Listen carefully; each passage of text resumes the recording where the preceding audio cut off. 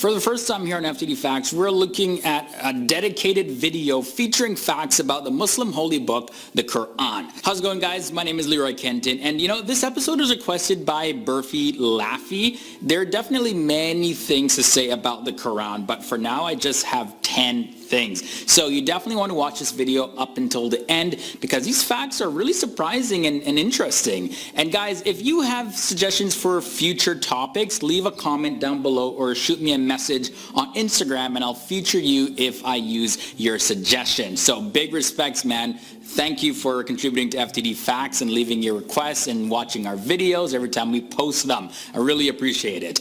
Okay, so let's get into the facts now. So Muslims believe that the final prophet Muhammad received the verbal revelations by God through the angel Jibril, which is angel Gabriel, and this happened gradually over a period of 23 years. Muhammad was 40 years old when he received the first revelation in December of 609 CE, and he continued to receive revelations up until his death in 632 CE. By the time the Prophet Muhammad passed away in 632, the Quran actually didn't exist in a book form. It was Abu Bakr, who was the first caliph, who decided to actually compile the revelations into a book form. So the credit for organizing the Quran in a book goes to Abu Bakr and a group of scribes who helped him, and they produced a handwritten manuscript having the collection of verses for the Quran. So we hear the word all the time. What does the word Quran actually even mean? Well, the literal meaning for Quran means recitation. Next thing to note is that the Quran consists of 30 chapters and 114 surahs. The chapters are not arranged in the order that they were recited by Muhammad. They were, however, rearranged by the Prophet Muhammad and placed in a special order, although nobody knows why he placed them in that order anyways. But in general, the longer revelations can be found near the beginning of the Quran and the shorter ones are towards the end. Now, not every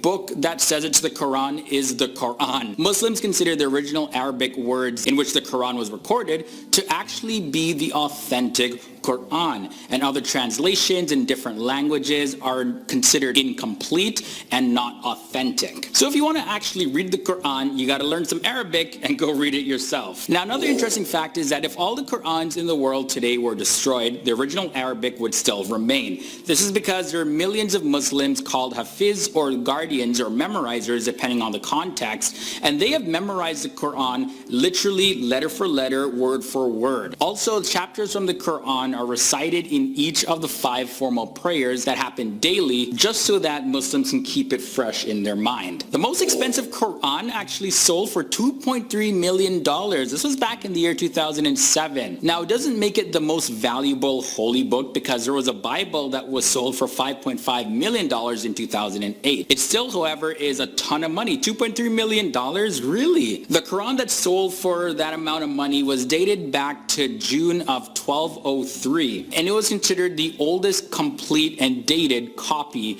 of the Quran that's known. In 2008, Sayyid Najmul Hassan Chishti from India, he got the world record for creating the largest handwritten Quran. The world record was then taken in 2011 by a Quran in Russia that weighed 1,763 pounds. It was decorated with gold and silver and other stones. And then a few months later, the largest Quran was unveiled in Afghanistan, and that one weighed 1,102 pounds. So it looks like there's a fascination with trying to make the biggest Quran. Maybe the bigger the better, who knows? Now, no actual women are mentioned by name in the Quran except for one, and that's Mary or Maryam, the mother of Jesus. There are 2 entire chapters. There's chapter 3 about the family of Maryam and chapter 19, which is just about Maryam. These chapters go into a lot of detail about how Mary had a virgin birth. And the final thing I want to share is sort of along these lines, but the name of the Prophet Muhammad is mentioned only 4 times in the Quran, which is surprising. And the name Ahmed also appears, which is apparently a variant of the name for Prophet Muhammad. That's mentioned only once in the Quran. However, the name Jesus is mentioned far more than Muhammad's name.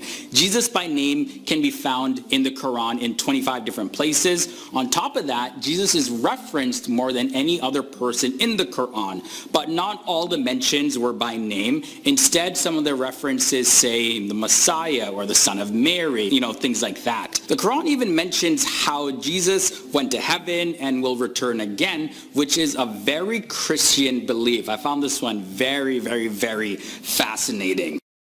إذا كنت من المتابعين الجدد اشترك الآن في القناة ليصلك الجديد بالضغط على الزر الأحمر أسفل القناة مع تفعيل الجرس، ولا تنسوا دعم المقطع بلايك. شكرا لكم جزيل الشكر.